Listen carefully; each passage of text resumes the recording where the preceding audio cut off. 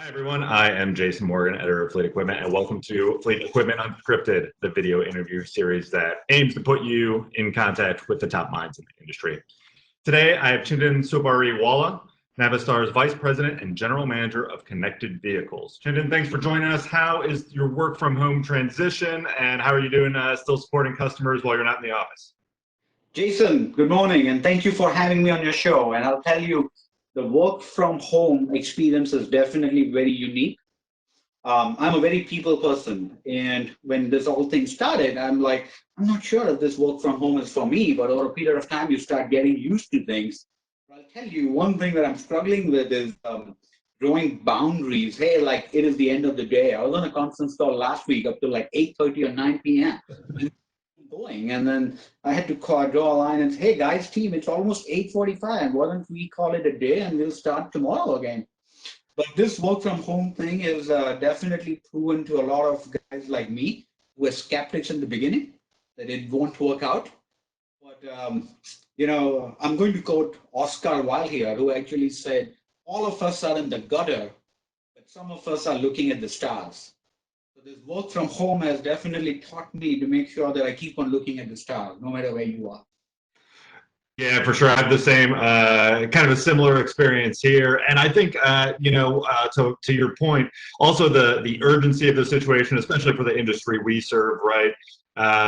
We want to. I think all of us want to maintain that social distance, keep everyone safe, but then still do everything we can to support everybody out there on the road.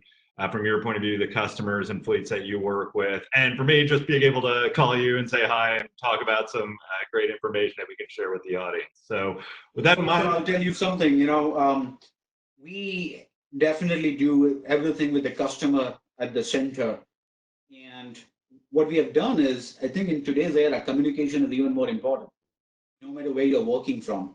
So while our associates continue to work out of the parts distribution center, making sure the critical parts are being shipped out to support trucks, what we have done on our end, the leadership team, is we keep on having customer calls at least 2 to 3 times a week, and we are sharing information as it becomes available.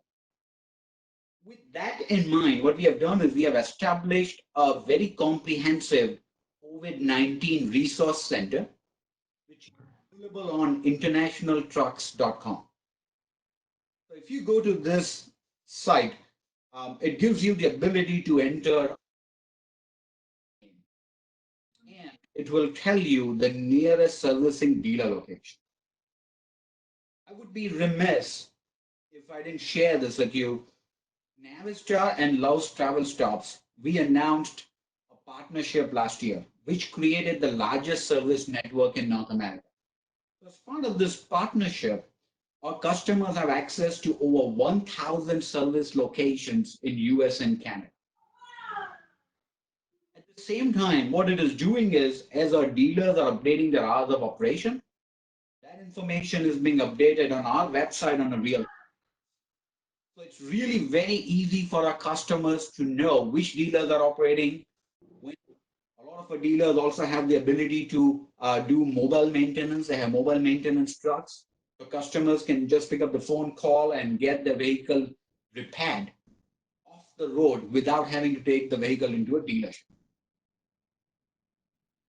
right, because the Love's partnership also covers some systems under warranty, correct?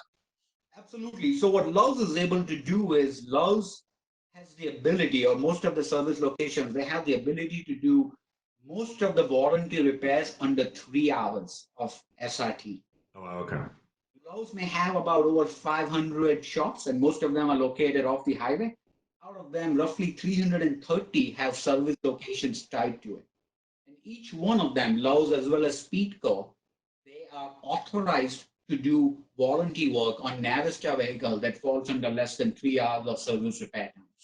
Okay, very cool. So in that regard, I think this speaks to the next question. Dwell time at service locations was a big talking point even before the pandemic. So maybe even in the context of the Love partnership, how are you supporting kind of that outside network that's now inside your network, as well as your Navistar dealers to keep uptime and service time flowing quickly? So, like I said before, right, uptime has been the core theme of our strategy. And over the last 2 years, we have invested hundreds of millions of dollars in improving uptime. So when we talk about uptime, the key performance indicator for the industry is repair velocity. What fraction of the vehicles are turned around in 12 hours, 24 hours, and then even 48 hours, right?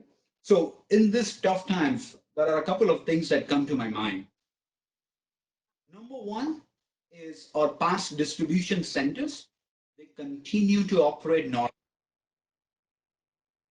In fact, our Memphis PDC has the ability to take customer orders until 11 p.m. Eastern Time and still deliver the part early next day. Number two that comes to my mind is our Repair Link or our e-commerce platform. So today on Repair Link, we have over 4,000 active customers. Repair Link gives the customer an ability to place a part order online, track it through the process, and get it delivered directly to their address without having to pick up the phone or go into a dealership. Social distancing is important. And then last but not the least, one thing that comes to my mind is last week, or actually 2 weeks ago, we announced that Navistar will be making its premium service communication system called i360.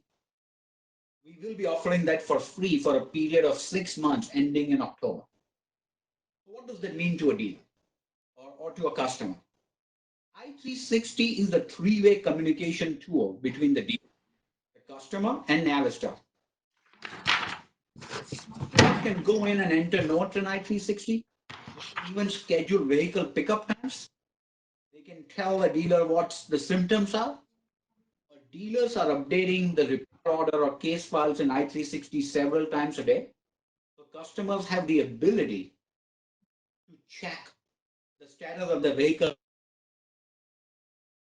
And I'll tell you, since we announced this a couple of weeks ago, we have had 21 customers enroll more than 15,000 wins in this program.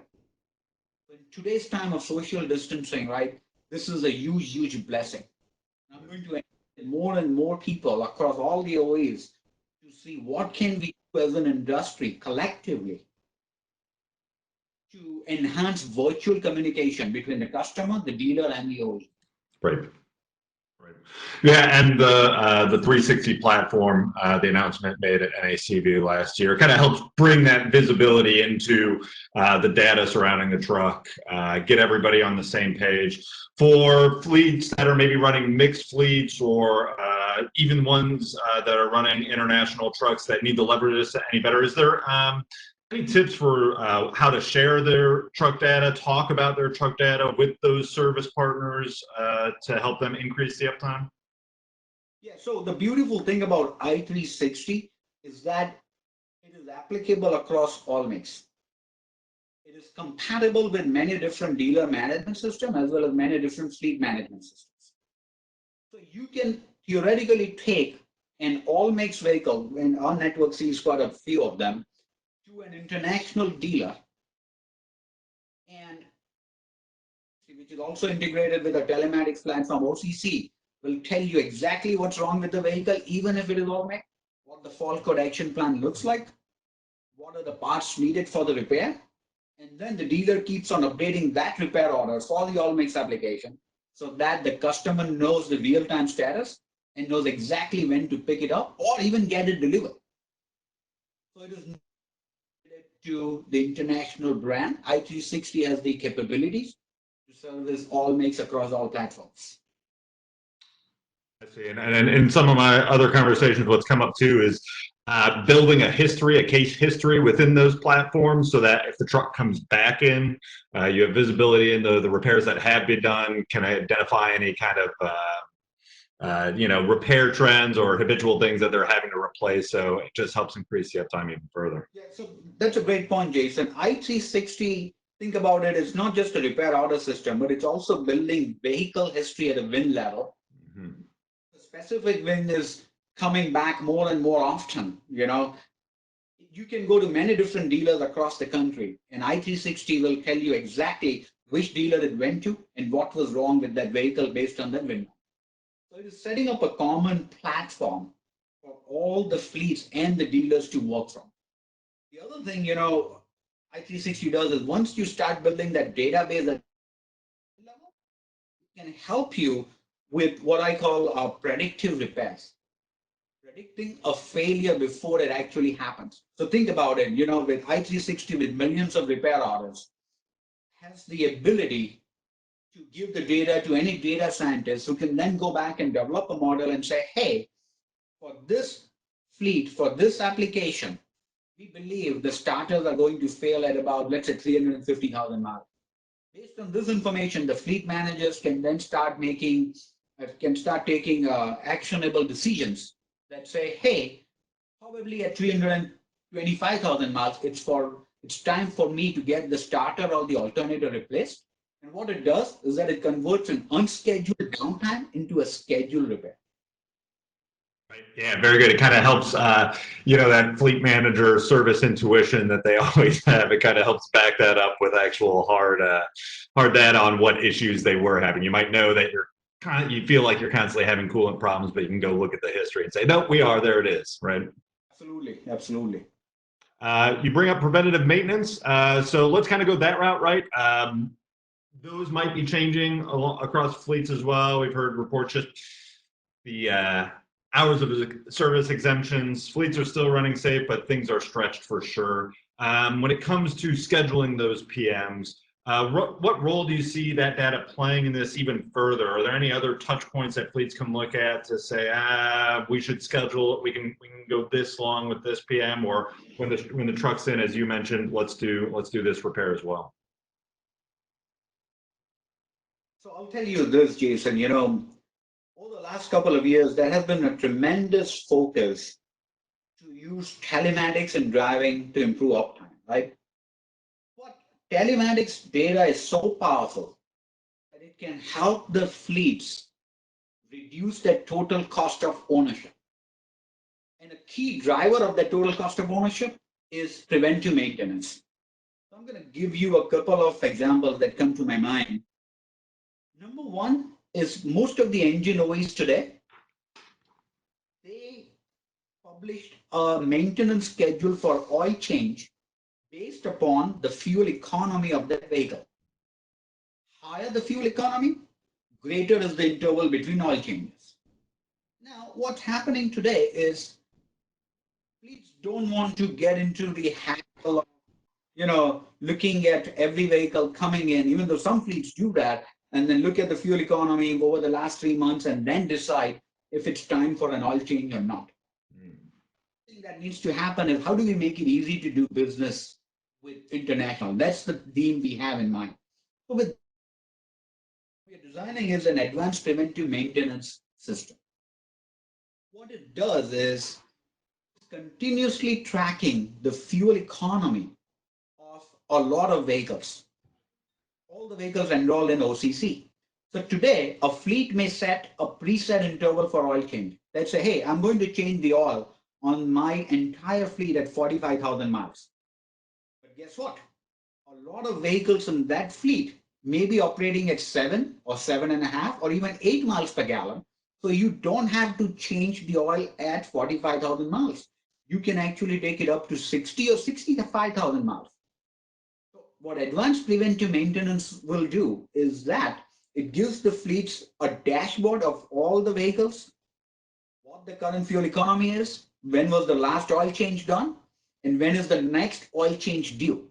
It sends fleets a notification when the oil change is coming due. So instead of changing it at 45,000 miles based on the fuel economy, it will recommend a change at 60 or 65,000 miles. So fleets can get away with one less oil change per year. What that means over 4 to 5 years for the first owner is 4 to 5 less oil changes per year. If an oil change roughly is costing about $450 to $500, the total cost over the life of the owner is roughly, total cost savings is $2,000. And that's pretty substantial, right? Jason, the other thing that comes to my mind is over-the-air programming and programmable parameters. So now a lot of OEs, what they have started to do is they are pushing engine calibrations over the air, and the fleet manager does not have to tell the driver to take the vehicle into a dealership. You know, as recently as last week, we were working with a fleet who sets their maximum speed at 63 miles per hour for all the vehicles. Now, in order to do that, they have to take the vehicle into a dealership where a dealership will use some of the OE tools and set the maximum speed limit to be 63 miles per hour. Now, with telematics, you don't have to take the vehicle into a dealership. A manager can just click a button in OCC, set whatever speed he or she wants, and push that programmable parameters remotely over the air to the vehicle. So think about how much savings you get by not having a downtime at all and not having the vehicle at a dealership. Right.